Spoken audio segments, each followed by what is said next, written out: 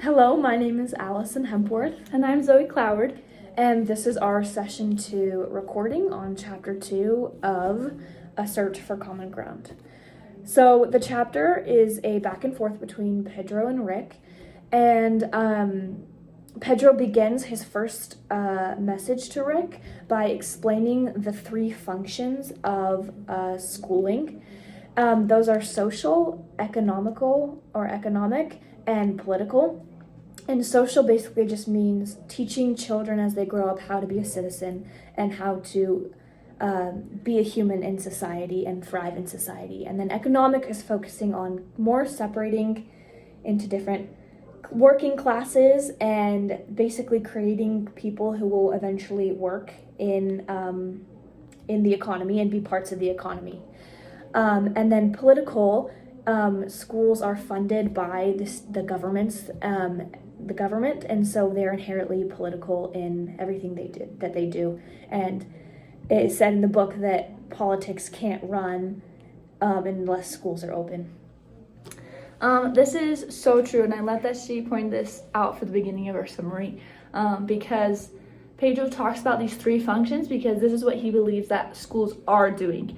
But the chapter continues to go on for the purpose of what schools should be doing, right? So he lined out those 3 functions of what is going on, and then now they're going to talk about the purpose of what should be going on. Pedro starts with his 2 beliefs of what schools should aspire to do, their purpose. The first one is to pass on knowledge to generations so that they don't have to relearn everything that the people and our ancestors have learned before us. The second one is to produce new knowledge, to be able to say and come up with new ideas that can continue to industrialize the nation and the world. Yeah, and then after Pedro explains those 2 reasonings, Rick kind of combats that with saying that yes, he agrees on the passing of knowledge, but when it comes to producing new knowledge, he agrees that it's more important to give children the skills so they can produce their own knowledge versus having them produce their own knowledge in school. He also argues that the purpose of schooling is half and half academic and social.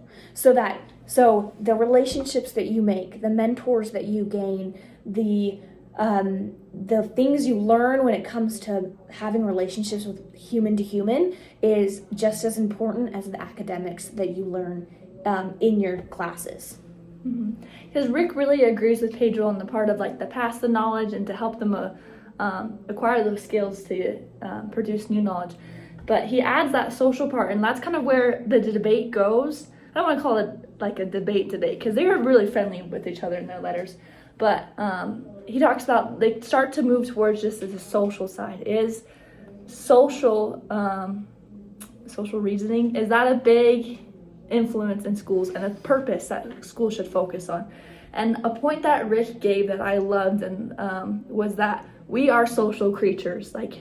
That's why it needs to be part of the school's purpose, is because we are social creatures and we need it.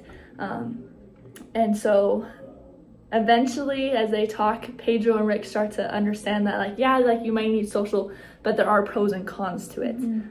There's also bullying. You get those mentors, like Allison was saying, but then you get bullying. So it's a very hard line to find between those social structures. Yeah, Pedro described his experience with bullying and explained that some students have to go to school whether they like it or not, and the social part is a low for them and not a high.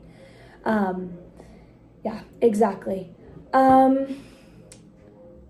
think we can cover all that. We can move on to our praxis now. Okay, we are now going to praxis. There was a quote that I liked. Do you want to talk a little bit on that? Oh yeah, I'll tell you get that. the quote. Okay, so for praxis, this is how are we going to implement in our own future classrooms what we've learned from these passages and from these letters.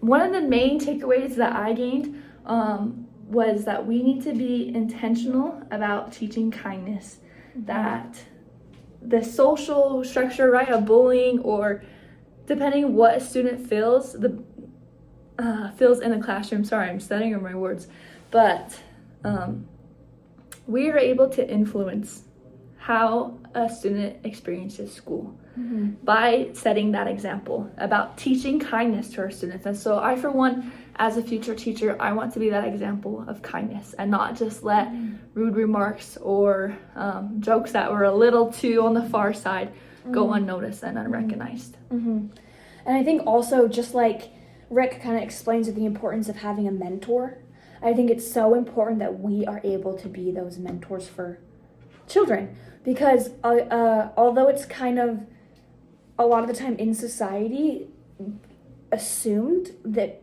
their parents are mentors or they have family that are mentors or whatever, and we hope and wish that they do, the reality is that some kids do not. And so it's so important for us, kind of like you were saying with kindness, to be a rock and to be a mentor that these kids can rely on, to come to me for help, to be a shoulder to cry on.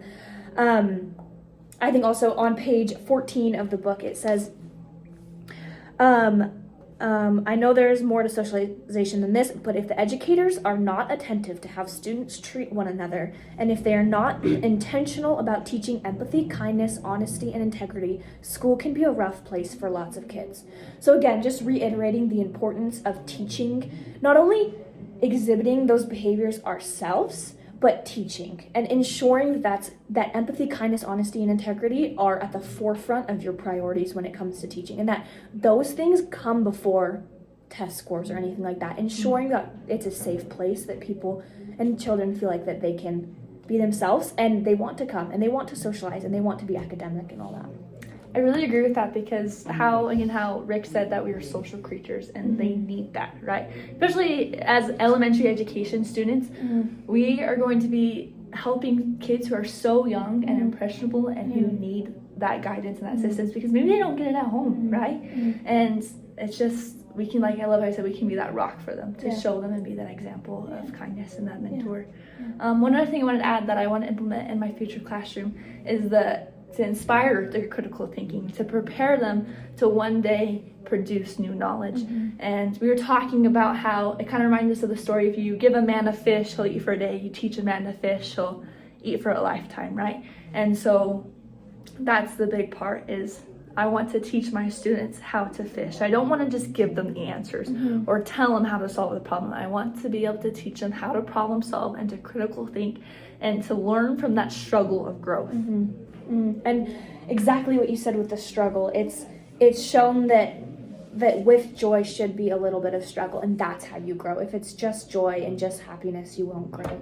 And so that struggle is kind of necessary to push you and to kind of give you that, they explain it as fear of failing, and while in extreme cases that's not productive, but in a anyways, I was talking about the joy and the struggle and the fear of failure, and how in some cases it's very important to have a little bit of pressure, just kind of like how there's good stress and bad stress. It's good to have some good stress to motivate you. Okay, so now we will be moving on to the reflection portion. Yeah, I'll start. I have a quote that I wanted to read from Pedro, and this is something I mostly agreed with everything they said, but this is something I disagreed with. And he said, the big problem is that this is often results in a tendency to gloss over or completely ignore negative aspects of American history, including slavery, genocide, segregation, etc. I didn't agree with this, because in my personal growing up in education, I was in the public school systems, but my teachers did a fantastic job of showing empathy toward these hard topics and answering questions, allowing us to ask questions and to dig deeper. There's times that the whole classroom was crying because they didn't shy away from these things. And so I don't think that teachers gloss over these subjects. Yeah, I totally agree with that, and I disagree with what was said in the book. And I think while people definitely do probably have experiences like that, I think same like you just said, in my experiences, I did not experience that. I think especially in high school and middle school and stuff, they really got to the hard subjects, and it was a little awkward or sad or, but it was so necessary. And so, I did not see that in my own in my own education experience. And maybe that's because it's changed in the past since I went to school or whatever, but yeah. Yeah, sorry to say. But everything else I agreed with. I agree with the social, the pass the knowledge on, help them acquire new knowledge. Yeah. And so it was a very, like, I feel like I knew kind of what they were talking about. I had an understanding, but I feel like it also opened my eyes and the light up to reflecting about it. Yeah. Thank you.